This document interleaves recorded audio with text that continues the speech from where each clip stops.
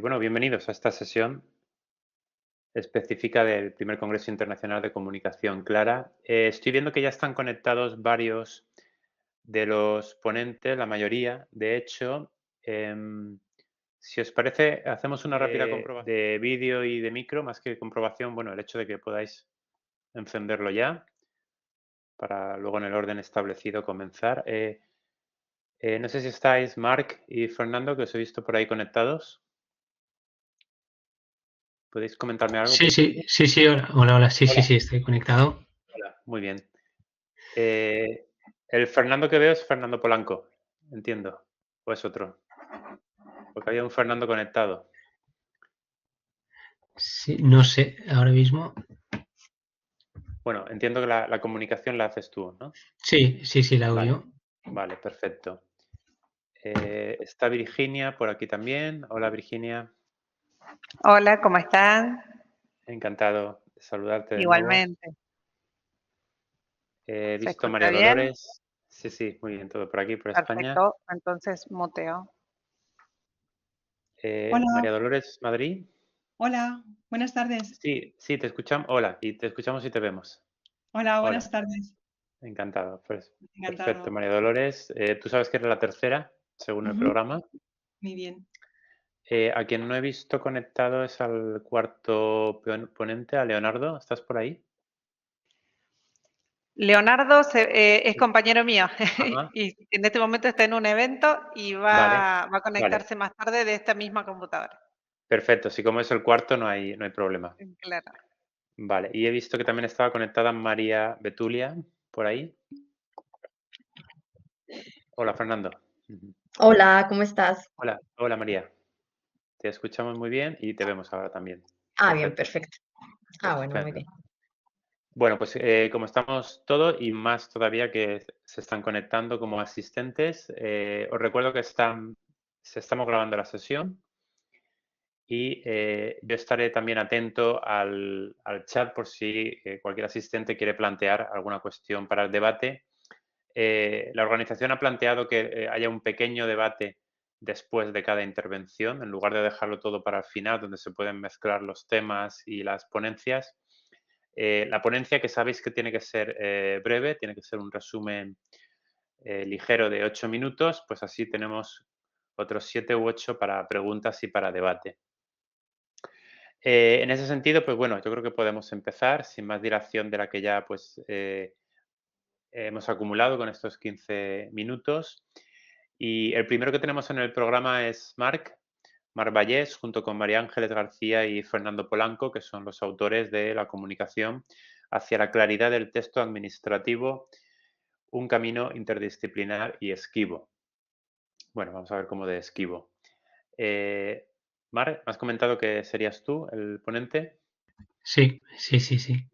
Vale, bueno, no sé si quieres compartir, ¿vas a compartir Sí, pantalla? voy a compartir, lo pruebo. Bueno, soy Marc.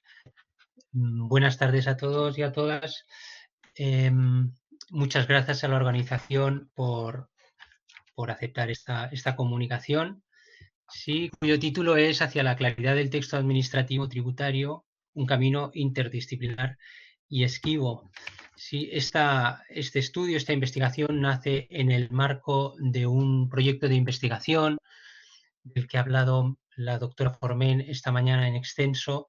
Sí, yo voy a subrayar algunas consideraciones que creo que son importantes. Es un proyecto interuniversitario, internacional, que suma la colaboración de instituciones públicas y privadas como la Agencia Tributaria y la entidad privada Prodigioso Volcán, que cuenta además con el apoyo, con el trabajo continuado de profesionales y académicos de distintas disciplinas del conocimiento, desde la lingüística, el derecho, las ciencias políticas o el diseño gráfico, entre otros, ¿no? En esta comunicación nos centramos en el tercero de los objetivos de este proyecto de investigación y concretamente en la antesala de las propuestas de clarificación.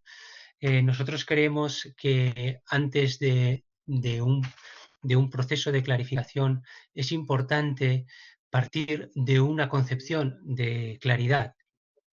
Sí, ¿por qué? porque delimita el alcance de las propuestas de clarificación que nosotros hacemos, ¿no? Y mejora los procesos y propuestas de clarificación en los equipos, porque los equipos orbitan en un mismo plano cuando hacen sus propuestas. Por tanto, si entendemos que la claridad es un punto de partida importante, es un aspecto muy relevante, también nos ha interesado revisar el concepto de claridad aplicado a un texto escrito y, por otro lado, nos hemos atrevido a proponer una primera aproximación a una construcción teórica que favorezca la reflexión y el trabajo sobre la claridad de un texto escrito. En cuanto a las disciplinas que han abordado este concepto, coinciden el derecho y la cultura de la legalidad en caracterizar un texto claro como un texto que se comprende. Algunos autores dentro de estas disciplinas matizan o acotan que un texto es claro cuando se comprende fácilmente. Para mí esa diferencia es sumamente importante y la ha recogido la disciplina o la perspectiva de la comunicación clara. De hecho, la comunicación clara robustece esta definición. Para esta perspectiva, la comunicación clara, un texto claro es un texto que se comprende fácilmente. Además, desde esta perspectiva también se ha caracterizado un texto claro. Un texto claro es un texto transparente, es un texto sencillo, es un texto estructurado, es un texto amable. Entonces, estos atributos, ¿no? También se han recogido desde la lingüística cognitiva. De hecho, la lingüística cognitiva, a partir, ¿no? De las imágenes, de los esquemas de imágenes, una propuesta teórica de Lakoff y Johnson, ha descrito esos mismos atributos de la claridad, ¿no? Y coinciden con las propuestas de la comunicación clara. Por otro lado, para la semántica léxica y la filosofía, no han mostrado tanto interés por el concepto de claridad como por sus antónimos, la vaguedad y la indeterminación. ¿Sí? Tanto la filosofía como la semántica léxica coinciden en que hay una serie de palabras que tienen un significado vago e indeterminado. ¿Sí? Por ejemplo, el intensificador muy, o los adjetivos y pronombres indefinidos, y también los adjetivos graduales, claro entre ellos, ¿no? De hecho, el adjetivo claro, ¿vale? Parece que tiene una zona de indeterminación, de indefinición, de modo que nosotros podemos atribuir claro a un texto y otras personas pueden ver ese mismo texto como oscuro. Sí, eso tiene sus consecuencias, pero también hay soluciones para esa indeterminación de los términos, ¿no? Y del término claro. Lo que sí que hemos notado es que hay un denominador común en todas estas definiciones y es que hay una asociación de la claridad al fenómeno de la comprensión. Como saben, el fenómeno de la comprensión del texto escrito es un macroproceso multidimensional muy complejo en el que interactúan constructos como el código de superficie y la base textual, controlados por actividades cognitivas, con factores contextuales y factores afectivos. ¿Sí? Y además, esta interacción compleja tiene una ponderación muy difícil, ¿no? ¿Qué elementos son decisivos o qué elementos tienen más influencia? La consecuencia de esta asociación de la claridad y el fenómeno de la comprensión es que debemos considerar estos procesos, debemos considerar también estas actividades y estos factores cuando nosotros definimos la claridad y cuando nosotros también nos ponemos a clarificar textos. Nuestra propuesta preliminar, sí, nos hemos atrevido a hacer esta propuesta preliminar, es concebir la claridad como un constructo teórico, donde hay un elemento nuclear, que es este macroproceso de la comprensión del texto escrito, que está mediado o está condicionado por otros factores de tipo gradual o por el factor de la indeterminación del mismo término claro. ¿Sí?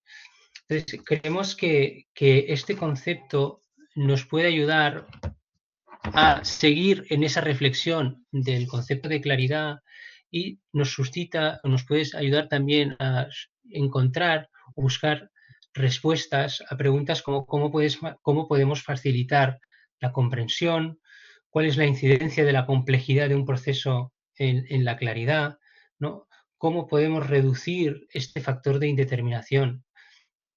En suma, toda esta reflexión creemos que contribuye a delimitar el alcance y los límites de cualquier proceso de clarificación y nos permite avanzar en esta definición de claridad, en esta aspiración para todos aquellos que nos dedicamos a la clarificación de los textos. Muchas gracias. Muchísimas gracias, Marc, por no solo claridad, sino la síntesis de un tema tan complejo. Yo quería, si no hay ninguna intervención en el chat, romper el hielo con la cuestión que abordabas del contexto, ¿no? De la importancia del factor contextual y de cómo esto complica mucho qué entendemos por claro o no tan claro, ¿no? O incluso cómo lo que puede ser claro en un momento deje de serlo. ¿Cómo se puede estudiar o ponderar esto teniendo en cuenta la importancia del factor contextual? Claro, nosotros, como he comentado, estamos en este primer acercamiento, esta primera aproximación preliminar y tenemos que ir considerando todas estas cosas porque hay factores que no se pueden controlar. Por ejemplo, el origen socioeconómico, ¿no? Porque parece ser que tiene incidencia también en la comprensión de un texto escrito. Entonces, hay muchas cuestiones que se tienen que plantear y hay otras tantas que no podremos controlar, pero sí que vale la pena, y por honestidad académica, ponerlas sobre la mesa y ponerlas sobre el debate. Ese contexto no se refiere solo a la propia naturaleza del usuario que consume, ¿no? El contexto también se refiere un poco a las condiciones de producción del mensaje. Sí, y a las condiciones de recepción también, ¿no? El contexto, o sea, la situación propiamente, ¿no? El momento en que uno lee también es importante, ¿no? También en el contexto está la práctica lectora, también es un factor o una variable que también hay que tener en cuenta, ¿no? Aquellas personas que tienen una práctica lectora, también podríamos meterlo en este saco de los factores contextuales, o también la formación que ha recibido, las creencias de los profesores sobre cómo es la comprensión de un texto escrito, también tienen incidencia, ¿no? En cómo luego comprendemos o nos enfrentamos a un texto. O sea, hay un montón de aspectos a los que nos hemos asomado, ¿no? Hemos visto, ¿no? Esta complejidad, esta palabra problema que se llama claridad y estamos empezando a meternos en ella, ¿no? Otra curiosidad que tengo, mientras no vea preguntas en el chat, revisando vuestra comunicación, a mí me ha venido a la mente mucho el concepto de usabilidad, de usabilidad web, ¿no? Que tal vez sea por el lado que yo más he visto este tema que vosotros estudiáis. La usabilidad de la web, ¿cómo encaja en vuestra teoría? No necesariamente la de Jakob Nielsen, sino cualquier estudioso de usabilidad. ¿Esto es algo transversal, que lo enfocáis en ese modelo conceptual, o sería una parte concreta del modelo? No, yo creo que estoy hablando ya a título personal, sin representar a Fernando y a María Ángeles, ¿no? Que son, como sabes, ¿no? Los autores, pero creo que sí que es un factor transversal. Creo que es un factor transversal y que hay muchas cuestiones que son aplicables también al formato pantalla. Sí. Por tanto, son aspectos que en esa reflexión de la claridad también hay que tener en cuenta y que aplican tanto al canal pantalla como al canal soporte papel. Sí. Claro. Y la última, por mi parte, antes de dar paso a... ¿Cómo de importante es el lenguaje? Quiero decir, ¿es el factor más determinante? Porque yo recuerdo el ejemplo de los cajeros, donde durante mucho tiempo se ponía la palabra reembolso. Algunos estudios se dieron cuenta de que los mayores no entendían la palabra reembolso y mejoró mucho la claridad del mensaje cuando en lugar de poner reembolso se cambió por sacar dinero. Al menos en un público determinado como era la gente mayor. ¿Cómo de central es el lenguaje? Claro, yo creo que es un aspecto absolutamente central, ¿vale? Pero hay también un aspecto que estamos estudiando y es que si tú haces un texto o construyes un texto, elaboras un texto muy claro, pero está en un formato, en una composición que es muy compleja, ¿vale? Al final, ¿qué va a pesar más? ¿No? ¿Qué va a pesar más si esa foto que el lector hace rápidamente y presupone, ¿no?, que se va a encontrar, o las estructuras lingüísticas? Yo creo que al final el lector hace una foto rápida o presupone muy rápidamente, en cuestión, incluso antes de un segundo, sabe si aquello que se va a encontrar es complejo o no es complejo. Por tanto, el factor imagen es determinante, al menos para el primer paso, ¿no?, para la entrada en ese documento. Y tiene posiblemente más peso esa primera foto que hacemos que el texto en sí mismo. Es luego cuando ya entra en el texto, que decide que se lo va a leer, cuando nosotros podemos ir interviniendo, ir clarificando, ¿no?, el texto para incidir mucho más en eso. Claro. Pues no veo preguntas. Marc, me estabas dando el paso perfecto para la segunda intervención, al hablar de la primera impresión, porque es justo un poco el tema de María Virginia Fourcade en su comunicación, la comunicación judicial clara en los espacios de atención al público, la experiencia cero. Bueno, ahora nos explicará Virginia si por experiencia cero se refiere a la primera atención al público. Muchísimas gracias, Marc y el resto de De nada, autores, María vosotros. Ángeles y Fernando. Que Fernando nos aporta en el chat, como podéis ver, que es determinante en un primer nivel de acceso a la información, pero también influye en otros factores como la arquitectura de la información, el diseño y la usabilidad, especialmente en lo digital y en páginas web. Evidentemente es todo muy, muy holístico, ¿no? Muy, muy complejo. Sí. Muchísimas gracias. Muchas Podemos dar gracias a paso vosotros también. entonces a la segunda. Virginia, no sé si estás por aquí. Sí, por supuesto. Muy bien. Pues no sé si estaba en lo cierto, si con lo de la experiencia cero te refieres también a la primera impresión. Lo de la primera impresión, lo de la experiencia cero es eso, es justamente, ¿no? Es poner en foco en los espacios de directa atención al público en las organizaciones judiciales. ¿Y qué pasa? Quienes nos movemos en el mundo del derecho o de la administración pública, estamos rodeados de reglas, de procedimientos, de tecnicismos que generalmente son necesarios para el correcto funcionamiento de la organización. Y también seguramente hablamos de manera compleja y confusa para quienes viven en contextos que son diferentes al nuestro, ¿verdad? Entonces, en general, no lo hacemos a propósito porque los judiciales seamos superiores al resto, eso no es así. La razón yo creo que es mucho más inocente, creo que en realidad pensamos que eso corresponde al ámbito laboral, corresponde a la investidura o a la solemnidad de la justicia o a este hecho de que es un poder del Estado.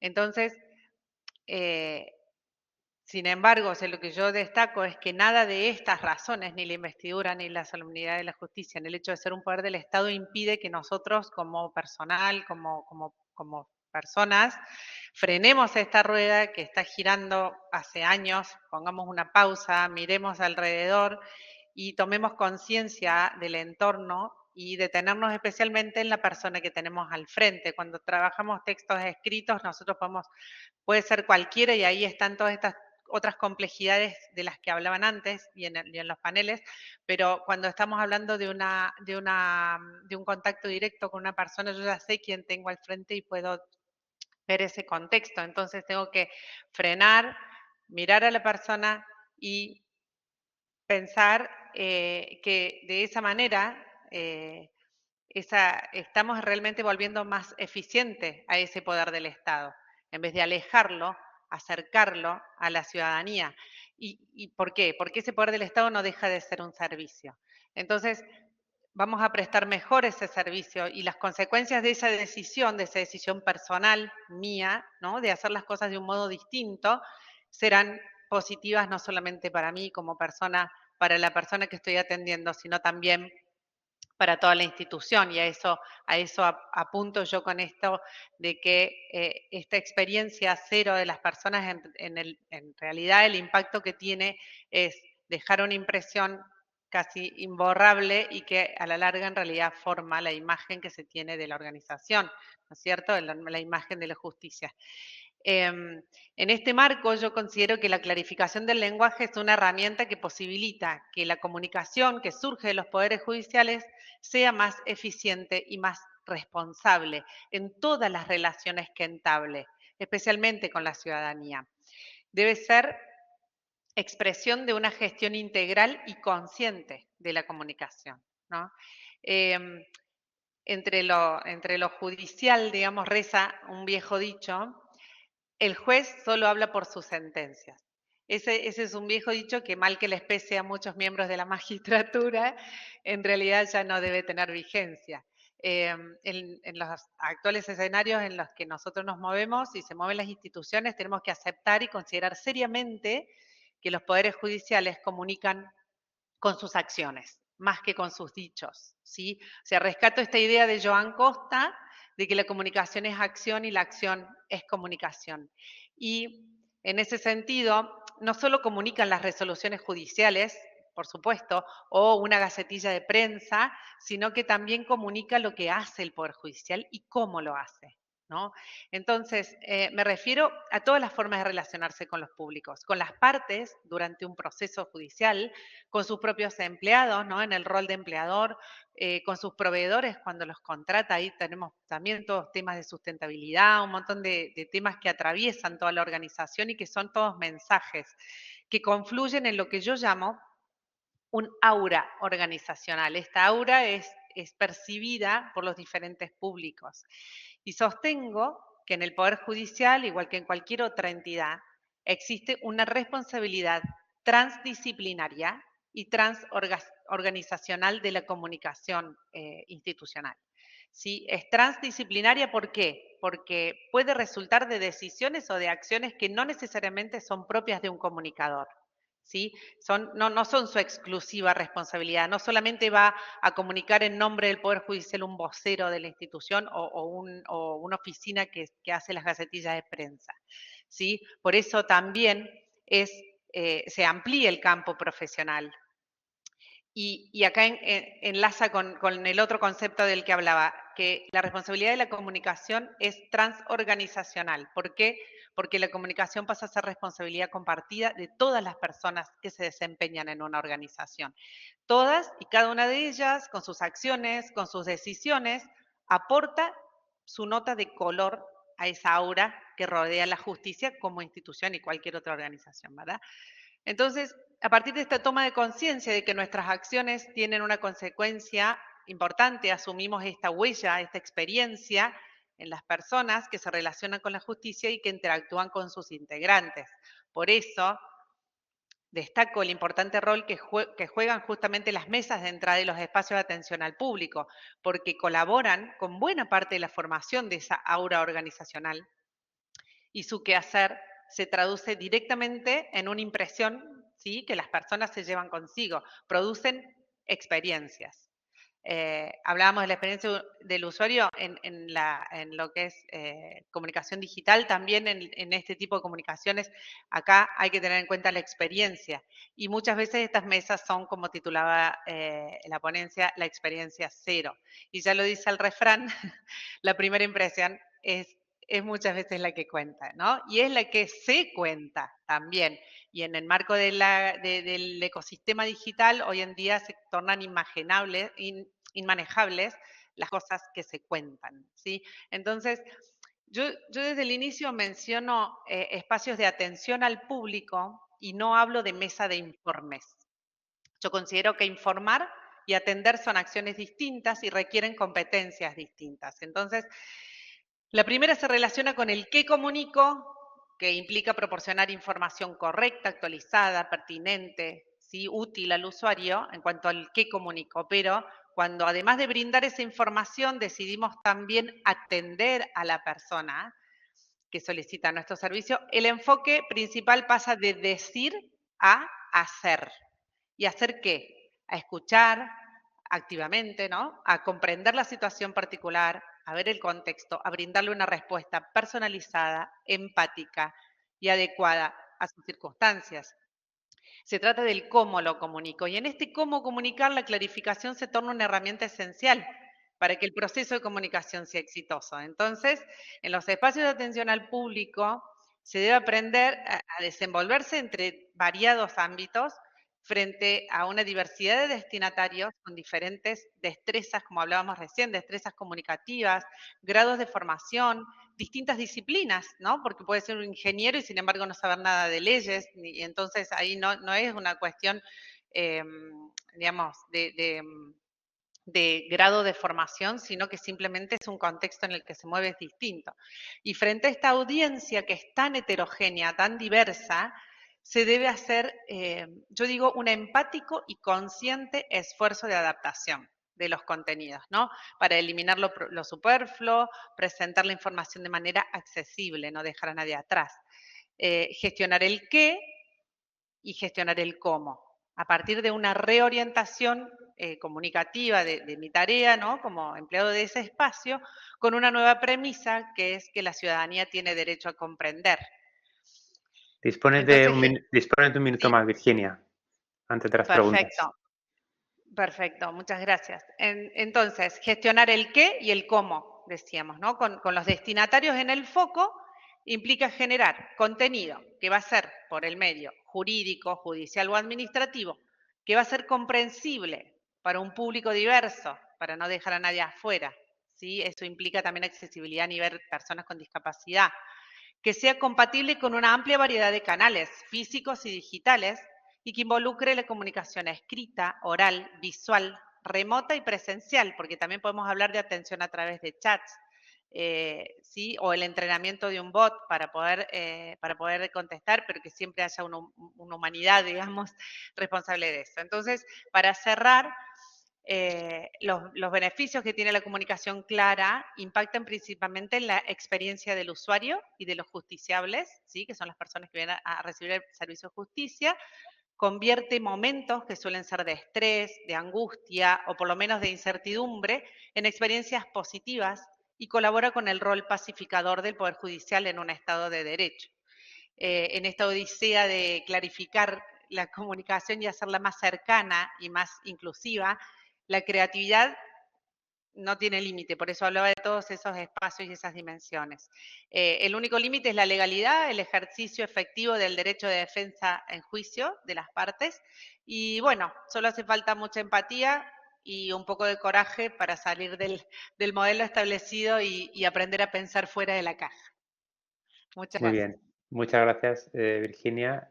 Mientras algún compañero piensa si tiene alguna cuestión en el chat, yo me preguntaba, claro, esto como, desde el punto de vista investigador práctico, ¿esto cómo se trabaja? ¿Cómo se mejora?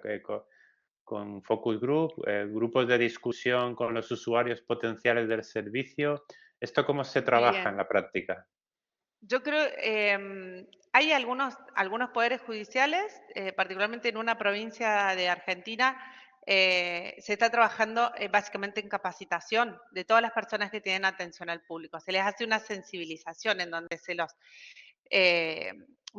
da este tipo de herramientas, ¿no? Entonces, aprender y el tema es que ese tipo de cursos tienen también un público muy heterogéneo a nivel de asistentes, ¿no? Entonces tienen una mesa de entrada de una fiscalía o de un juzgado o de un tribunal, o como también puede ser un médico forense o que tiene atención a las familias de la persona que vienen a ver a la morgue. O sea, es tan heterogéneo, es tan variado el público y las relaciones que el Poder Judicial como organización entabla con todos esos tipos de público, que en realidad es como que hay que empezar a comérsela torta de a porciones, no sé cómo explicarlo, pero yo creo que la capacitación, la sensibilización es indispensable.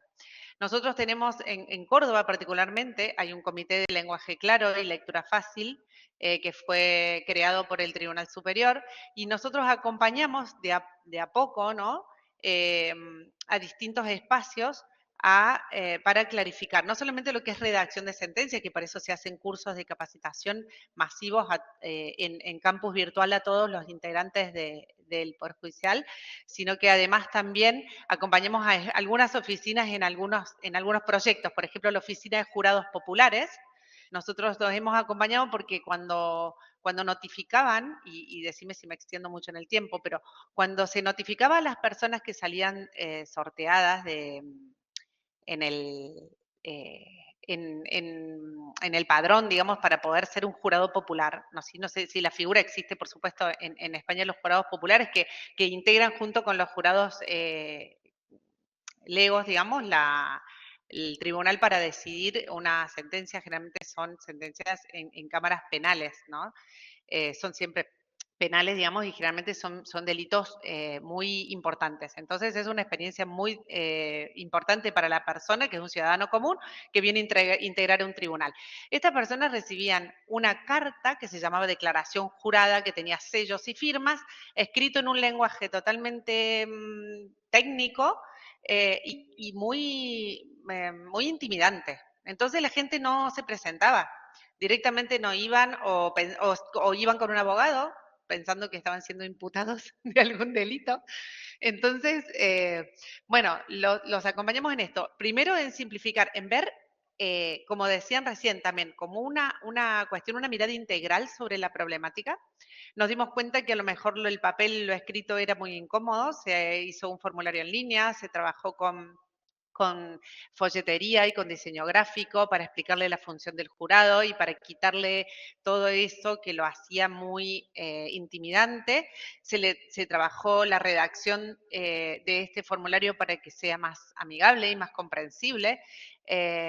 Y bueno, finalmente pasaron de tener cientos a miles de personas inscritas. Además, esto se acompaña con una campaña en la que se sensibiliza sobre la importancia del rol, se muestran testimonios en personas, esto en redes sociales, trabajamos actualmente, si entran a nuestro Instagram de Justicia Córdoba, van a ver que estamos trabajando adopción ahora, pero también estamos trabajando paralelamente jurados populares. Y van a ver que existen testimonios de personas que ya han sido jurados sobre cómo vivieron ellos esa función. Y realmente se está viendo, hay gente que escribe y dice, quiero participar, en realidad es por sorteo, no lo van a poder hacer si lo quieren, pero no importa, eso demuestra que si esa persona sale sorteada y se lo cita, va a venir sin ningún miedo y sin ningún problema y comprendiendo su función. Así que me parece que este tipo de acompañamientos son acciones que van generando cambios. Y que a la larga lo ideal es poder generar un cambio cultural. Pero yo creo que si no cambia ese germen personal, como yo decía al inicio de la charla, ¿no? Esa decisión mía, yo, de hacer las cosas diferentes, creo que a la larga puede derramar y escalar a un cambio a nivel institucional. Sin duda, sí, es un ejemplo muy, muy clarificador y muy ilustrativo el que has dado de la comunicación de los miembros de un tribunal popular. La tercera, muchas gracias, Virginia. De nada. La tercera ponente también engancha de manera bastante natural con este tema, porque si estamos hablando de cómo trabajar y de cómo solucionar, pues María Dolores Madrid va a hablar, si no me equivoco, de nuevas prácticas en el aula, con su comunicación Las paradojas del lenguaje jurídico entre la formación lingüística del estudiante de leyes y la formación jurídica del ciudadano. María Dolores, ¿estás por aquí? Hola. Sí. Sí, hola. He dicho bien el título, ¿no? Sí, es un título bastante largo, no sé, ahora cuando lo he repensado en estos días, creo que era bastante largo, pero bueno, ahora intentaré clarificar un poco. Y va de nuevas prácticas en el aula, he Eso es, querido entender. sí, eso es. Bueno, no sé si tú vas a compartir algún material o vas a Tenía hablar. un pequeño PowerPoint, pero creo que es mejor hacerlo también tal cual y así a lo mejor aligero un poco y no me enrollo demasiado. Perfecto, si como sabéis de lo que habláis, creo que no os hace mucha falta. Muy bien. cuando quieras. Muchas gracias. Pues en primer lugar, buenas tardes a todas las personas que están compartiendo esta sesión y también quería agradecer a todos los organizadores de estas jornadas que finalmente son una realidad por permitirme participar con esta contribución personal. La verdad es que creo que situarme detrás de Virginia, creo que no puedo estar más de acuerdo con todo lo que ella ha dicho. La pregunta fundamental que yo me hago o que me hacía cuando decidí presentar esta comunicación era observar efectivamente que hay muchísimas iniciativas, tanto en instituciones públicas como en instituciones privadas. Algunas de ellas se han dado cuenta en las sesiones de esta mañana que de repente no tienen su traslado en el ámbito universitario, no tanto en lo que podríamos decir en el aspecto teórico de algunos planes de estudio, como veremos a continuación, de algunas asignaturas que incluyen algún contenido que pudiera ser parecido al que estaba diciendo Virginia, ¿no? De cómo redactar, por ejemplo, sentencias, dictámenes, etcétera, para que los estudiantes lo sepan hacer de la mejor manera posible, sino también buscar el modo en el que los estudiantes puedan tener un lugar, un espacio para enfrentarse. El término que quizás no es el más adecuado, pero sí también, sobre todo, tener relación con aquellos potenciales clientes del futuro para ver cómo pueden comunicar de una manera mucho más clara todo lo que significa su trabajo, su quehacer profesional, ¿no? Y entonces, por eso el título era Paradoja, porque efectivamente nos encontramos con dos espacios, uno que yo creo que funciona bastante bien, en el que hay un desarrollo de estrategias y de acciones que sí que favorecen la consecución de un lenguaje jurídico claro en la administración de justicia a través de una serie de ejemplos como el Instituto Asturiano de la Administración Pública Adolfo Posada, en el que hay a sus empleados públicos se les ofrecen cursos que se relacionan con este tema y sobre todo con la simplificación la importancia de la simplificación de la administración, pero luego hay otras instituciones en las que aparecen la academia junto con lingüistas, en el sentido de que hay como una especie de sinergia muy importante entre lingüistas y juristas, por ejemplo, en la Comisión de Lenguaje Jurídico, que incorpora entre sus miembros a académicos de la Real Academia de la Lengua, pero también con catedráticos de lingüística general y también con juristas de reconocido prestigio. O en otros lugares como la Comisión de Estilo de Alfonso X, que está creada por la Comunidad de Castilla-La Mancha y que también sirve o fundamentalmente ha sido creada con el fin de divulgar y de difundir el uso correcto del español en los textos legales, de modo que los textos salen de la Cámara, se llegan a esta comisión, la comisión de alguna manera lo que hace es revisarla, buscar el mejor modo de redactar estos informes, estos proyectos, etcétera, y vuelven otra vez a las Cortes, ¿no? Estos y otros muchos que de repente nos encontramos con un espacio que está ya muy aquilatado en cuanto a experiencias y en cuanto a acciones a desarrollar, con lo que significa las facultades de leyes, que son aquellos lugares en los que realmente estamos formando a las personas que luego van a formar parte de esa administración de justicia. ¿Cómo los estamos formando y si es necesario formarlos? Desde luego, aquí nos encontramos con una contradicción, ¿no? Seguramente algunos profesores, si hay aquí algún profesor de Derecho, por lo menos yo me los encuentro compañeros que me dicen cómo podemos formar a estudiantes de leyes en la capacitación de un lenguaje jurídico, un tecnolenguaje muy técnico, especializado, etcétera, con el lenguaje jurídico. Claro, eso no significa una contradicción en sus propios términos, es decir, no es un oxímoron, no es algo que sale de nuestro espacio y que vamos a perder prestancia, vamos a perder tecnicidad, vamos a perder lo que nos hace ser magistrados, abogados, etcétera, etcétera, ¿no? Este revestimiento que significa un poco nuestra función, ¿no? Es cierto entonces que las facultades de leyes se muestran ajenas a esos cambios producidos en estas instituciones y todavía no tenemos diseños claros de estrategias docentes en el aula en la que podamos acomodar, ¿no? Todos estos cambios también en nuestras aulas con nuestros estudiantes.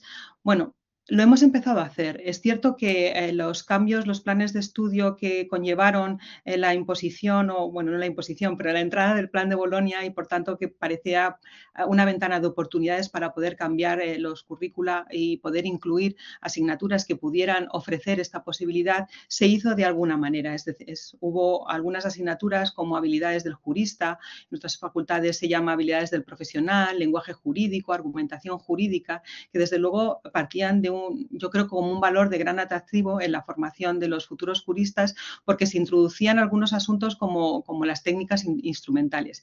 Lo que sucede es que estas se centraron fundamentalmente en la explicación de técnicas de expresión oral y escrita, que se supone tienen que poseer un buen profesional, o la argumentación jurídica, la disertación o la argumentación, pero que se olvidó fundamentalmente de no solamente cómo escribir en un lenguaje claro, sino fundamentalmente de cómo comunicar también, ¿no? Frente a un cliente, cómo comunicar todo esto que estábamos elaborando desde los despachos, desde la sala judicial, etcétera, ¿no? En el posgrado hay algunas facultades de Derecho que sí que la han intentado establecer a través de lo que llaman algunos la asignatura de lenguaje jurídico. Por ejemplo, en algunas escuelas ya de jueces también se ha llevado a cabo cursos como redacción de resoluciones o comunicación efectiva con los clientes, con los justiciables, etcétera, pero realmente son muy pequeños, muy escasos y ya casi alejados ya de lo que es el aula de los 4 años de grado o el año de posgrado. Es cierto que en algunas ocasiones los esfuerzos han venido determinados por proyectos de innovación docente y a partir de ahí de proyectos de innovación docentes, como en algunas instituciones, en algunas facultades de leyes, de repente eso ha tomado carta de naturaleza. Por ejemplo, en alguno de la Universidad Pontificia de Comillas, titulado El lenguaje jurídico en la comunicación del derecho o el derecho en los medios de comunicación. En cualquier caso, yo creo que el llevar estos proyectos de innovación docente, que al final también significa un poco la reunión de algunos profesores en torno a la discusión de un tema como este, tampoco lleva a efecto un cambio muy importante desde las propias aulas. ¿Cómo? Y esto es lo que yo vengo un poco a presentar. ¿Cómo lo hemos hecho un grupo de profesores de la Facultad de Derecho de la Complutense? Llevando a cabo o utilizando un mecanismo, no un mecanismo, sino una posibilidad que vino establecida ya en el año 2011, pero que nosotros llevamos a cabo ya desde el año 2019, 2018, 2019, que es en el ámbito de los proyectos de innovación-aprendizaje.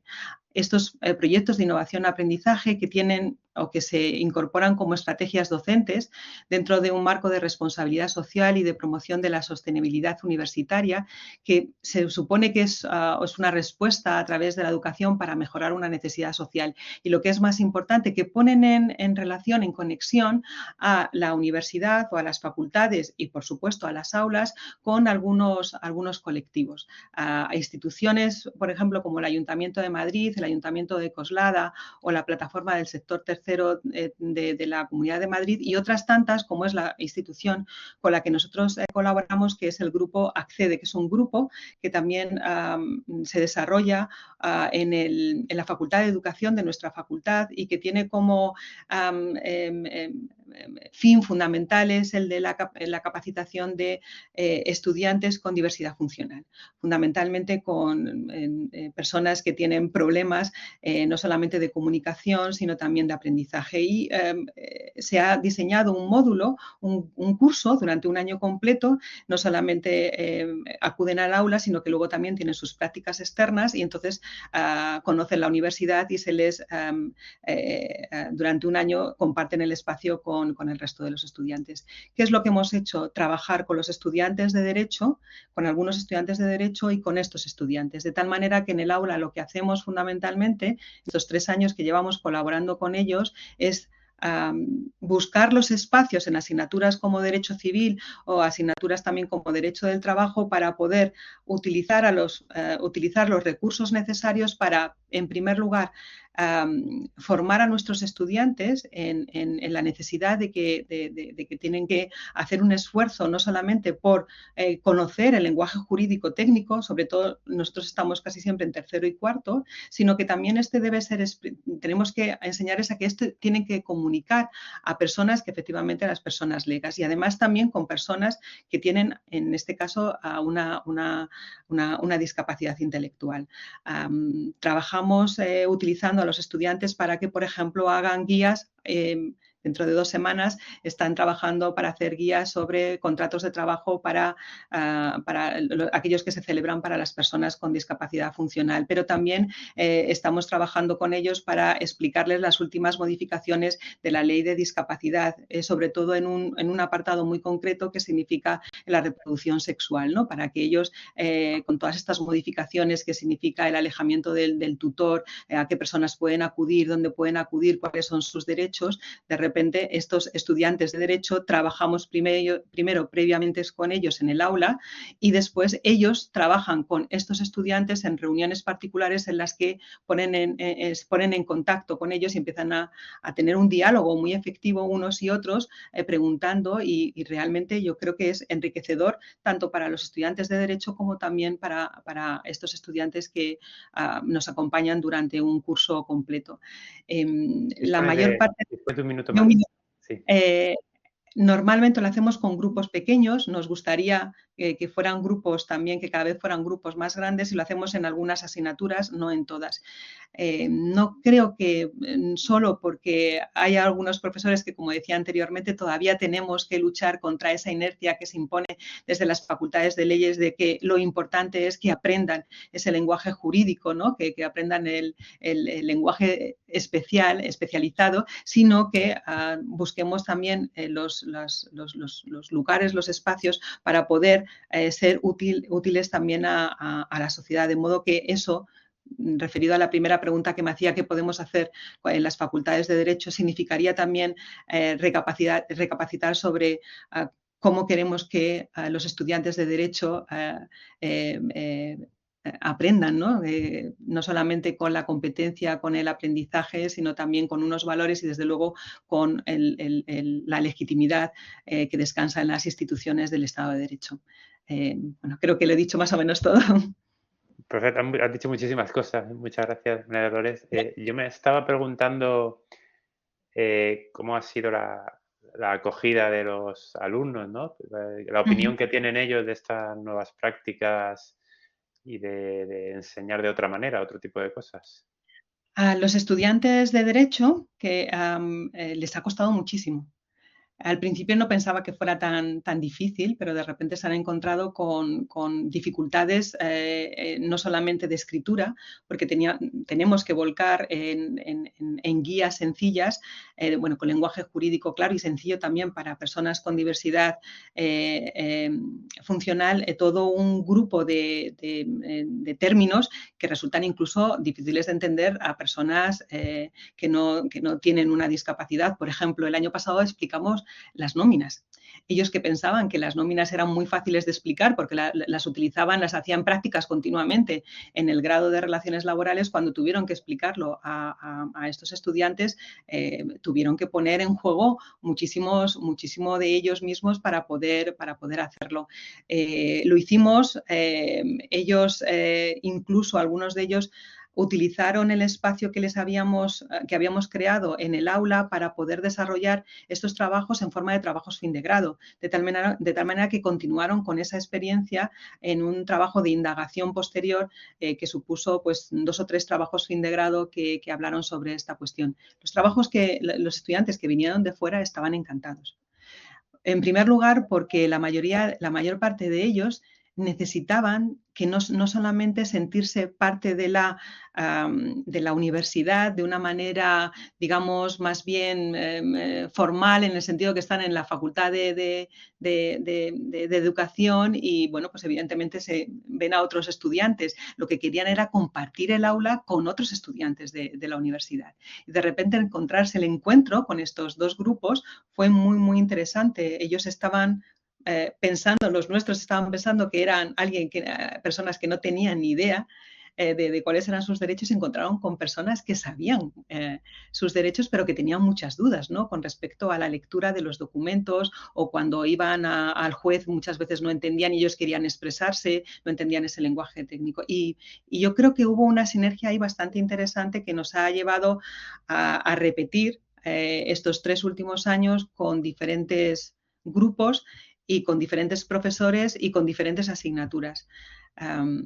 Creo que los profesores están contentos. El asunto es que nos gustaría que en la universidad, sobre todo en la facultad, hubiera más posibilidad no solamente de tener contacto con este grupo, sino con cualquier otro. Es decir, nosotros en la Facultad de Derecho de la Universidad Complutense, desconozco otras tantas, creo que algunas sí lo tienen otros mecanismos, otras estrategias docentes, como por ejemplo las clínicas jurídicas, en las que los estudiantes también pueden ponerse en esa situación de intentar comunicar aspectos del derecho a personas que evidentemente son legos. Nosotros no tenemos esa opción.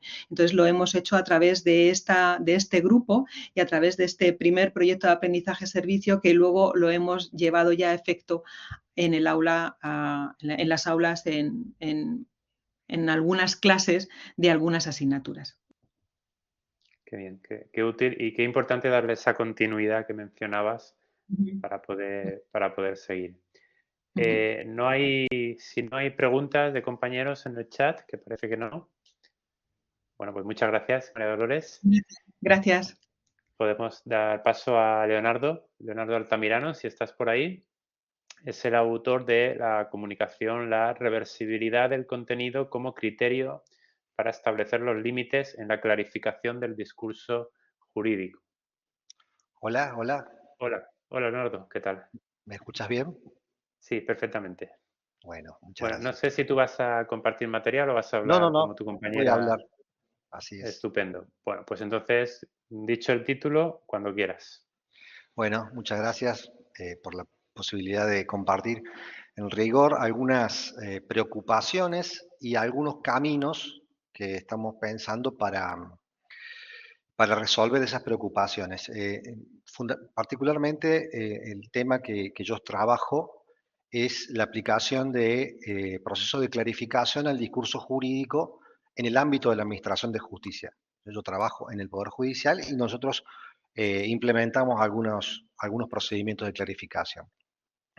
Entonces, una de las principales objeciones que aparecen cuando se ponen en práctica estos procedimientos tiene que ver con la creencia de que la clarificación puede afectar el rigor técnico de los documentos judiciales. Es decir, que esos procedimientos que tienen como objetivo permitir a las personas que no tienen formación jurídica comprender las resoluciones y demás textos originados por la justicia, afecten el rigor técnico, ¿sí?, el contenido de las resoluciones, ¿no?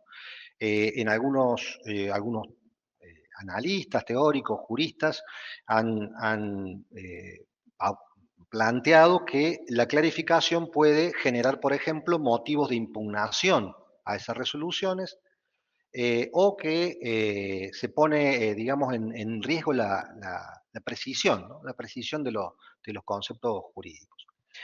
Entonces, esas objeciones, esos planteos me movieron a pensar de qué manera podemos establecer, si es que existe, un límite a la clarificación de la documentación jurídica. Es decir, si estos procesos de clarificación tienen algún umbral inferior que no se puede atravesar.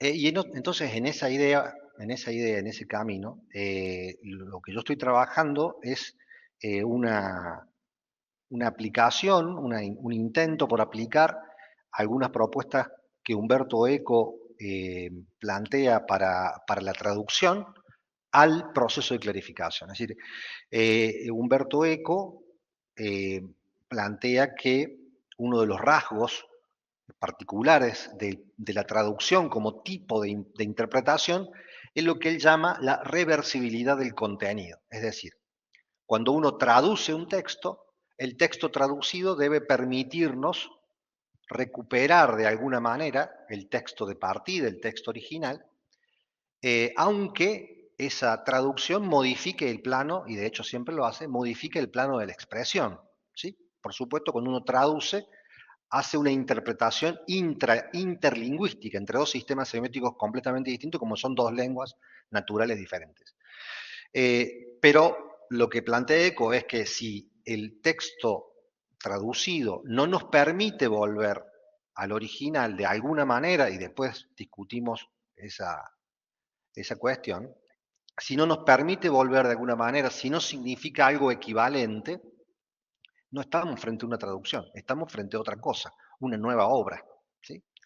Entonces, esta idea de Eco me parece que también se podría aplicar a algunos contextos, y particularmente yo estoy pensando en el contexto de la clarificación jurídica, y salvando las diferencias entre ambos procesos, la traducción por un lugar y la clarificación por otro, me parece que ambos tipos de interpretación comparten este rasgo de la necesidad de una reversibilidad del contenido. Es decir, dicho de una manera como muy llana, el texto claro, el texto jurídico claro, debería permitirme, debería aportarme los elementos significantes necesarios para que yo de alguna manera recupere un contenido equivalente, ¿sí?, al texto jurídico de origen, si es que existe, o el texto jurídico técnico, dependiendo, digamos, ya del caso particular. Por supuesto, soy consciente de que cuando hablo de equivalencia o cuando digo que tengo que transmitir el mismo contenido proposicional, estoy planteando expresiones que son bastante, no son para nada unívocas, ¿no?, sino que nos abre otra discusión que es qué sería algo equivalente, qué sería el mismo contenido proposicional. En particular, cuando, por ejemplo, la clarificación no solo supone la reformulación de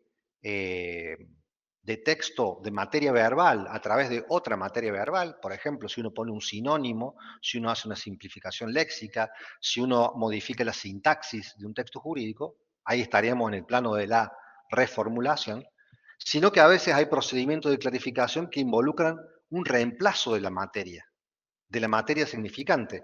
Por ejemplo, si nosotros, en lugar de hacer una explicación verbal, digamos, sobre un accidente de tránsito, utilizamos un croquis para explicarlo, ¿no? Ahí no solo que estamos reversionando el texto, sino que además le estamos agregando un elemento que pertenece a otro sistema semiótico, en este caso a la imagen, ¿sí? Entonces, bueno, un poco el ámbito de las investigaciones y un poco la reflexión, como les digo, que estoy transitando y que por supuesto está lejos de ser una obra acabada, sino que es una exploración, también me llevó a otro libro de Eco, a otro texto de Eco, en el que habla fundamentalmente del contenido nuclear de las expresiones. Es decir, Eco distingue dentro de una expresión un contenido nuclear que nos permite, digamos, los rasgos que nos muestra los rasgos fundamentales de este hecho, de este objeto, de este concepto, del contenido molar, que son todas los detalles más finos respecto a esa expresión que estamos tratando de definir. Entonces, para llevarlo más concretamente a lo que estamos tratando, yo creo que podemos comenzar a pensar en que la clarificación, cuando se aplica a un documento jurídico, tiene como límite inferior, como umbral, esta posibilidad de la reversibilidad del contenido, y que la reversibilidad del contenido está ligada a los contenidos nucleares de los conceptos jurídicos que estamos tratando de clarificar. Digo, si yo estoy tratando de, por ejemplo, clarificar la distinción entre robo y hurto, no solo tendré que utilizar, por ejemplo, una proposición que me explique que, digamos, la persona, supongamos, acusada de este delito, se ha apropiado de un bien que no era suyo, sino que también debería agregar como contenido nuclear que mientras que el hurto no supone un daño o una agresión, el robo sí lo supone. Y que además ambas tipos penales tienen sanciones o tienen previstas sanciones para el que lo comete diferentes desde el punto de vista de la penalidad o de la sanción, ¿no? Así que bueno, me parece que pensar la clarificación como un tipo de interpretación con estas características y con este límite, nos podría ayudar en esta disputa o en estas, mejor dicho, en estas objeciones a la aplicación de la clarificación en ciertos contextos, y además nos permitiría distinguir la clarificación propiamente dicha de otros procedimientos parecidos, como por ejemplo la lectura fácil, los formatos accesibles, las técnicas secundarias de simplificación, según el autor que citemos, que no tienen este rasgo, ¿sí? Porque, por ejemplo, la lectura fácil no, cuando uno trabaja en materia de lectura fácil, no sería necesario garantizar la reversibilidad, ¿sí? La reversibilidad completa del contenido, ¿no? Porque uno hace una adaptación y prescinde de ciertos elementos, ¿sí? Renuncia a ciertos elementos en pos de garantizar, digamos, el cumplimiento, el derecho o la información que tenemos que darle a la persona concreta en cuestión. Así que bueno, para no excederme demasiado de los tiempos asignados, yo diría que esta exploración, como les digo, inconclusa aún, nos permitiría fijar este límite y por supuesto tengo hacia el futuro la tarea de encontrar digamos, definir con mayor detalle cuáles serían estos contenidos nucleares imprescindibles de los contenidos de los textos jurídicos o de los conceptos jurídicos y cuáles serían los contenidos molares o aquellas cuestiones que uno puede prescindir en la clarificación sin afectar, digamos, este rigor técnico tan defendido por quienes son los operadores judiciales, los que ponen en marcha el sistema, los operadores del sistema jurídico argentino. Así que bueno, desde ya muchas gracias por la oportunidad de compartir con ustedes. Muchísimas gracias, Leonardo. Por cierto que Fernando Polanco en el chat está compartiendo una referencia complementaria al tema que estaba comentando Leonardo Altamirano. A mí me ha gustado muchísimo que tengamos una comunicación que parta de Umberto Eco, ¿no? de un maestro como Umberto Eco, y he recordado otra clasificación que hacía Eco de las obras a partir de si se hacían para ser leídas o para ser consultadas, porque era otra clasificación otra división que él hacía, ¿no? Por ejemplo, una clasificación de cualquier cosa pues se hace para ser consultada, mientras que una novela se hace para ser leída, ¿no? Claro. La que se hace para ser leída lo que presenta es una experiencia y la que se hace para ser consultada lo que presenta es más un servicio. Pero bueno, Eco pues, tiene muchísimo, ¿no? Para analizar. Yo quería preguntarte cuánto tiene que ver aquí también la pragmática del lenguaje, porque decías al principio que hay miedo de que clarificar afecte al rigor, pero sí que es cierto que, hablando de pragmática del lenguaje, cambiar el enunciado de un hecho a veces puede cambiar el hecho en sí. Y me voy a un ejemplo rápido, quizá no muy bueno, pero en la medida que se me acaba de ocurrir, pero cuando se percibe con más claridad un instrumento jurídico, más gente puede que se decida a utilizarlo. Es decir, el cambiar el enunciado ha cambiado la realidad. No sé Totalmente. si la pragmática del Sí, lenguaje tiene que ver. Sí, completamente, porque yo parto de la idea de que el significado de un discurso no está dado por el productor, sino está dado por el intérprete. Y entonces, si yo percibo en los operadores judiciales un tremendo miedo un tremendo miedo por estas, como decíamos recién, esta posibilidad de pérdida del rigor técnico, pero no percibo el mismo temor por la posibilidad de la incomprensión de los textos y la ineficacia de los actos comunicacionales por incomprensión. Digo, un texto jurídico para ser eficaz, una notificación para ser eficaz, para que efectivamente la persona sepa que, por ejemplo, que ha sido imputada, que ha sido citada como testigo, que ha sido lo que sea, ¿sí? Demandada, presupone la comprensión, sino que eficacia, es decir, una eficacia meramente formal. Me llegó el papel y por eso, por lo tanto, presumo que esa persona sabe, pero probablemente si ese papel, digamos, no puedo acceder a su contenido por lo que sea, por ejemplo, por una limitación en la posibilidad de comprenderlo, digamos, la eficacia real de ese documento no es tal, ¿no? Entonces, me parece que el lenguaje claro y esta forma de repensar a los actos jurídicos como actos de comunicación, speak act. Recién veía que alguien hablaba sobre el valor performativo, coincido absolutamente.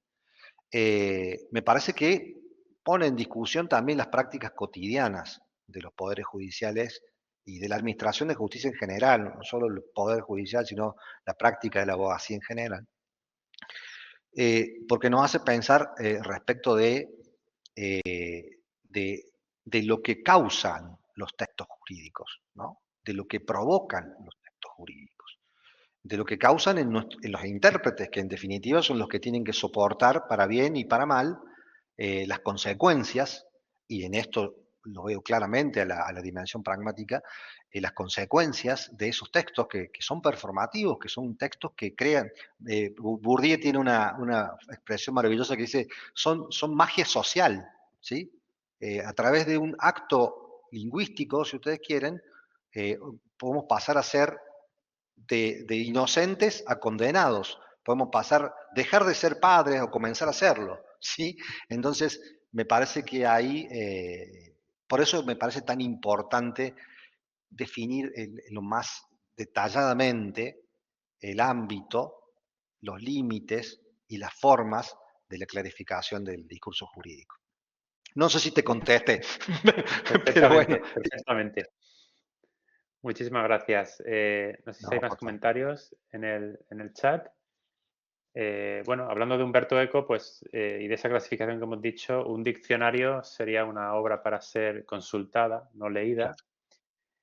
Y lo digo porque justo el diccionario es el protagonista de la última comunicación de María Betulia Pedraza, el lenguaje claro en el DIPAP, democratizar el lenguaje administrativo español.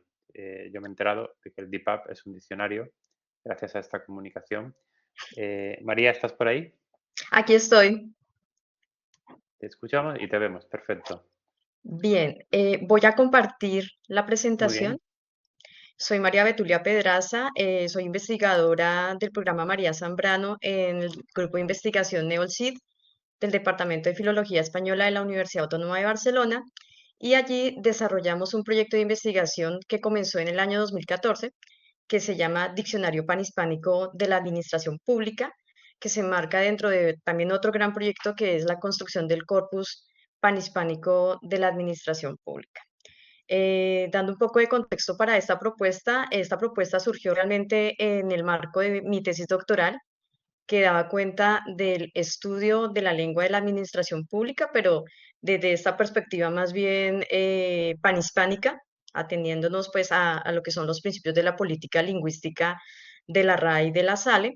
Y al final lo que queríamos era hacer un análisis tanto de la lengua de especialidad, pero también de esos matices diatópicos que realmente forman parte de algunas de las lenguas, en este caso de lenguas sectoriales, como son las lenguas que están dentro de la administración pública, pues porque tenemos varios sectores y dentro de esos sectores, pues obviamente hay unas nomenclaturas muy específicas. Seré muy rápida con esta parte que creo que también es ya de conocimiento general, y es ver que dentro de la administración pública pues convergen diversos sectores y obviamente diversas nomenclaturas, que se brindan diversos servicios y que eso supone obviamente que haya una exigencia también diversa, muy amplia y a veces muy exigente hacia la ciudadanía.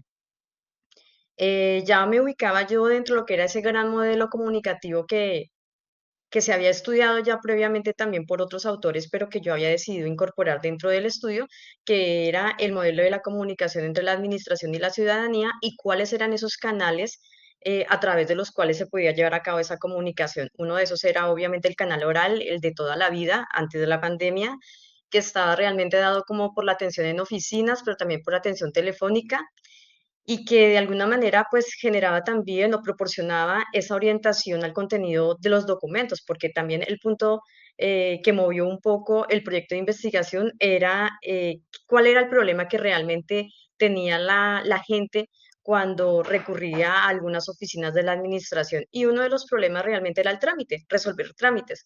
Pero esos trámites muchas veces tenían que ver con la comprensión de documentos o con poder rellenar un documento, un formulario, por ejemplo. Nos dábamos cuenta entonces que también allí estaba implícito el canal escrito, pero que dentro de esos documentos obviamente lo que reinaba allí era la opacidad semántica, justamente por la incorporación excesiva de nomenclaturas.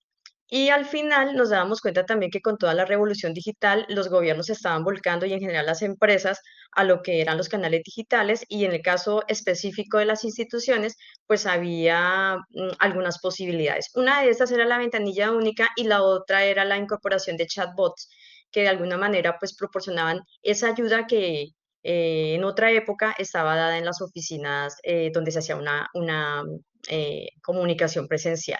Sin embargo, también seguía el mismo problema, la opacidad sin la posibilidad de la orientación por parte de un funcionario. Teniendo en cuenta eso, entonces nos imaginábamos qué era lo que ocurría con la percepción, ¿no?, que tenía la administración frente al usuario y era que lo consideraba como todos eran iguales, eran receptores pero no interlocutores, luego tenían también una condición de pasividad frente a la actuación. Únicamente eran unos receptores pasivos. En ese caso, entonces, nosotros miramos que había que concebirlo de otra manera, era un usuario heterogéneo que tenía obviamente unas construcciones culturales, lingüísticas, étnicas diversas, que tenía también unas competencias muy variadas y que obviamente hay unos desarrollos particulares, desarrollos que aquí ya otros colegas han podido mencionar también, relacionados con su capacidad intelectual, lingüística, etcétera. Y que al final no estábamos hablando de un actor pasivo, sino de un actor totalmente activo. Era un interlocutor activo y que en ese sentido había que desarrollar también otro tipo de competencias que serían las conceptuales, las léxicas y las terminológicas, porque a veces no es suficiente con que se clarifiquen los textos desde el punto de vista sintáctico, sino que también hace falta incorporar otro matiz, que es el matiz de la alfabetización.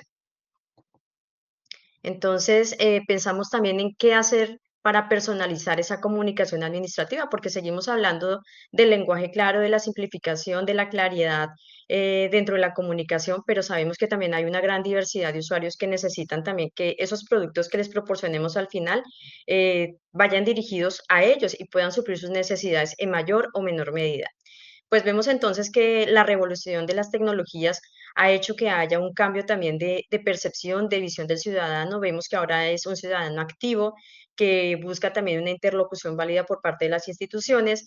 Y viene la gran pregunta, ¿qué hacer para personalizar esos productos cuando hay esas necesidades y cuando hay también un despertar y un empoderamiento de la comunidad? Lo primero era tratar de caracterizar a esos usuarios. ¿Qué ocurre con las necesidades de información? Vemos que hay unas necesidades básicas de comprensión, pero también de producción.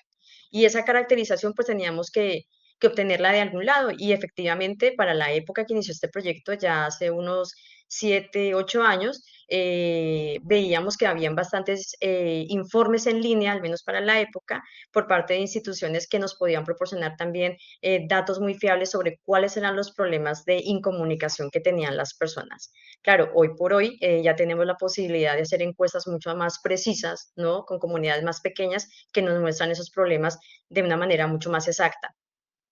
¿Qué encontrábamos nosotros? Que habían glosarios escondidos en las webs institucionales, pero como su nombre lo indica, estaban escondidos, no podían acceder a ellos, sino los especialistas que sabían dónde podían encontrarlos. además del contenido mismo de esos glosarios que por lo general estaban orientados a personas especialistas, a funcionarios, pero no a personas comunes y corrientes, ciudadanía en general, que tenía también unas necesidades y también tenía unas expectativas muy grandes frente a lo que buscaban de información para clarificar y para llenar sus dudas, ¿no?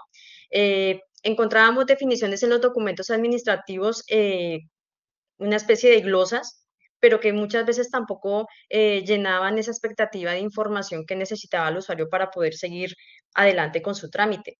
Encontrábamos también que habían iniciativas relacionadas con la simplificación de los documentos administrativos, muchísimas de ellas muy valiosas, que realmente solucionaban la dificultad de comprensión. Sin embargo, nos dábamos cuenta que la simplificación no todas las veces era posible. Entonces, en ese caso, pensamos también qué hacer y decidimos plantear un diccionario, que sigue siendo un proyecto en construcción, debo decirlo.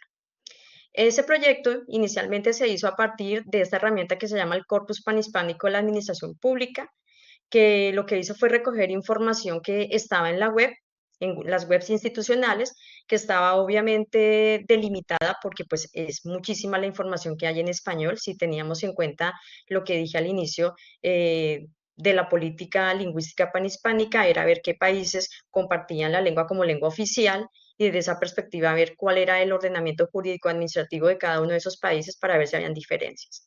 Entonces, en ese sentido, lo que hicimos fue delimitarlo a 4 países, Argentina, Colombia, México y España, y a 4 campos: educación, salud, transporte y hacienda. Y ya con ello comenzamos a hacer las búsquedas, nos valimos obviamente de lo que nos proporcionaba Google, herramientas gratuitas, para poder hacer esta delimitación y para poder hacer la búsqueda de información. Desde luego, esto es un proyecto piloto que requerirá obviamente de muchísima más información, que tiene todavía bastantes elementos por perfeccionar, por mejorar, pero en principio nos dimos cuenta que funcionaba y funcionaba bastante bien. Entonces, dentro de este corpus encontramos un banco de datos que tiene términos, trámites y documentos de la administración de acuerdo con esos 4 campos o esos 4 sectores de la administración. Como es un proyecto de corte colaborativo, pues obviamente hay un espacio para la discusión, de modo que el usuario también pueda hacer propuesta, en este caso de términos, con los que considere que hay una relación de bastante oscuridad semántica y que de alguna manera nos ayude a ver lo que nosotros tal vez no alcanzamos a ver, y son las dificultades de comunicación. Y por último, a partir de estos 2 elementos iniciales, pues se propone ya el diccionario, que como bien lo dice allí, es una creación colaborativa, y como una construcción colaborativa, pues lo que se busca es que lo que proponemos nosotros pueda ser mejorable a partir de la percepción que tienen los usuarios. Aquí muestro una interfaz del diccionario, la primera interfaz que tiene, que muestra el buscador con algunos términos que están allí desarrollados. Y aquí ya planteo qué es el DPAP, que es un producto lexicográfico integrado al proyecto Corpus PAP, que cuenta con definiciones simplificadas en lenguaje claro desde una perspectiva panhispánica, y que es una propuesta de diccionario digital que busca adaptarse a un usuario que necesite comprender términos, trámites y documentos de la administración pública. Aquí muestro la interrelación que hay dentro de los bancos de datos que conforman la propuesta, la interacción que hemos tenido que llevar a cabo con el equipo interdisciplinario que forma parte también de la propuesta, un administrador público, el informático, el lexicógrafo, porque finalmente esas propuestas no se pueden llevar a cabo si no hay esas miradas compartidas. Y los lineamientos que se han tenido en cuenta para ello, ¿no? La elección del campo de especialidad, el criterio de atópico, de allí lo panhispánico, la teoría funcional de la lexicografía, que me genera también el tipo de usuario al que va dirigido, necesidades de comunicación, el lenguaje claro y, cómo no, las humanidades digitales. Entonces, desde esa perspectiva del lenguaje claro, esa simplificación del lenguaje opaco, en este caso las nomenclaturas, partiendo del hecho de que es un derecho de los ciudadanos, que al mismo tiempo es un reto para gobiernos, empresas y para los especialistas, terminólogos, lexicógrafos, y el criterio de usabilidad y sencillez de la interfaz de usuario, que es muy importante para este tipo de herramientas, ¿no? Que no, a partir de ello, que no se genere una sobrecarga de información cuando el usuario pueda desplegarlo en un dispositivo digital o en un ordenador, en este caso. Aquí, nuevamente, lo de la teoría funcional de la lexicografía, donde tenemos en cuenta esa tipología de usuario, unas necesidades, unos datos y también unos criterios de consulta que eventualmente pueda llevar a cabo ese usuario. la importancia de este aspecto que es tener en cuenta el Internet como corpus para esta propuesta específica, Internet como corpus, porque nos hemos dado cuenta que finalmente la mayoría de usuarios recurren a la web para poder llevar a cabo los trámites, pero también para llenar esas necesidades de consulta que tienen frente a términos. Y desde esta teoría, integrar el diccionario como un producto dentro de un gran portal, en este caso, pues el Corpus PAP. Para evitar la sobrecarga informativa, en la interfaz de usuario nosotros hemos tenido en cuenta 3 criterios. Uno, que haya un bloque con información visible a la que tenga acceso siempre el usuario, para poder encontrar allí el lema, el país o países donde se usa el lema, el sector del que forma parte el término, la definición especializada con un enlace fuente, una simplificación en lenguaje claro y un contexto web que le ofrece información tanto a un usuario común, pero también a un usuario especialista porque va a encontrar en tiempo real con qué frecuencia se utiliza ese término en los distintos países en donde haya información que se haya podido recoger en el buscador de Google. También un bloque con información semioculta, obviamente para evitar la sobrecarga informativa, donde encontramos las equivalencias panhispánicas del término que se ha incorporado, los trámites relacionados con ese término, términos relacionados con esos trámites, documentos relacionados y al final el usuario también puede participar en la discusión que se genera sobre el tipo de definiciones que nosotros proponemos desde esa perspectiva de la simplificación en lenguaje claro. Y al final proponemos también un bloque con información oculta que únicamente se puede desplegar siempre y cuando el usuario lo considere necesario. Hay un menú desplegable de enlaces y una ficha terminológica que está en construcción y un bloque de navegación asociada donde encontramos relación entre términos, un buscador y otra lista de términos. Que esto ya es un poco más especializado para otro tipo de usuario que de pronto tenga necesidades de información para su estudio. Y aquí presento una captura de pantalla de la interfaz del diccionario que está consultable dentro del Corpus PAP y presento este tipo de definición de esta entrada, el registro único tributario, que es un documento que genera la DIAN, que es la Dirección de Aduanas Nacionales de Colombia, y hemos encontrado este tipo de definición que para efectos de nuestro proyecto la hemos marcado como una definición institucional porque no se ajusta totalmente a lo que sería una definición especializada ni técnica, pero sí es una definición que encontramos dentro de lo que es este conjunto de las instituciones. Posteriormente proponemos una simplificación en lenguaje claro, que obviamente puede ser mejorable, y después encontramos las equivalencias de este mismo documento que se da en otras regiones del mundo hispánico, en este caso las regiones que hemos tenido en cuenta para nuestro trabajo. Entonces tenemos el RUT, que también se puede llamar clave única de identificación tributaria QUID o el número de identificación fiscal NIF o el Registro Federal de Contribuyentes RFC. Aquí vemos nuevamente lo que es esa concepción panhispánica de este diccionario en especial y nos damos cuenta que definitivamente hay denominaciones distintas para trámites y documentos parecidos y que puede resultar muy útil, por ejemplo, desde la perspectiva de las personas que migramos y que tenemos que enfrentarnos nuevamente a llevar a cabo ese tipo de trámites, pero en el conjunto de otras administraciones. Aquí presento también lo que hace un momento mencionaba sobre las tendencias de búsqueda que en tiempo real nos arroja el buscador. Esta es una herramienta totalmente gratuita que tiene Google, pero que podemos integrar dentro también del diccionario. Posteriormente Un minuto, María. encontramos, bien, perfecto. Encontramos este apartado de equivalencias panhispánicas que nos presenta también lo que mencionaba al comienzo y aquí los trámites, términos, documentos y discusiones. Y por último, y aquí ya me quedaré, estas relaciones de las equivalencias panhispánicas en tiempo real, con una marca muy especial con colores que nos ayuda también a visualizar un poco cuál es la tendencia de búsqueda de la frecuencia y bueno, que puede resultar muy útil en el caso de nosotros los especialistas que hacemos los diccionarios y que miramos realmente cuando un término tiene más o menos frecuencia.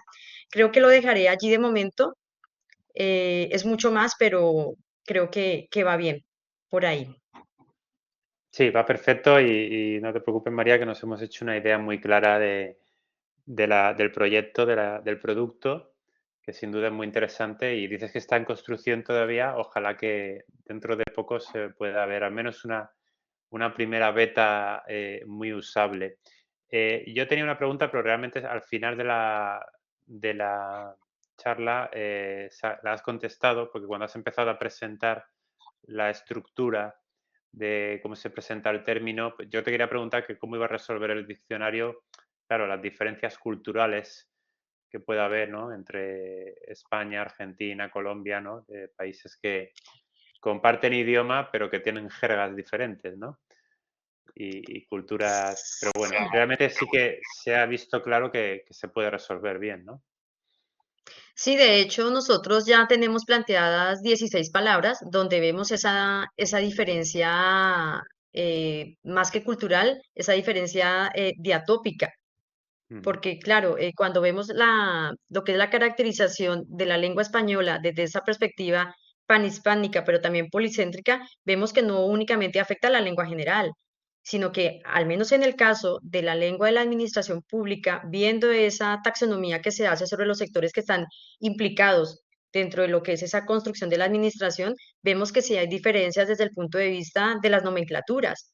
Entonces, lo que buscamos nosotros, por ejemplo, cuando hacemos esta caracterización de ver cuáles son, si puede llamarse de alguna forma aquí, esos equivalentes semánticos entre una y otra variedad, vemos que sí se puede sortear la dificultad inicialmente de ver que hay diferencias tanto en la denominación como en el contenido semántico.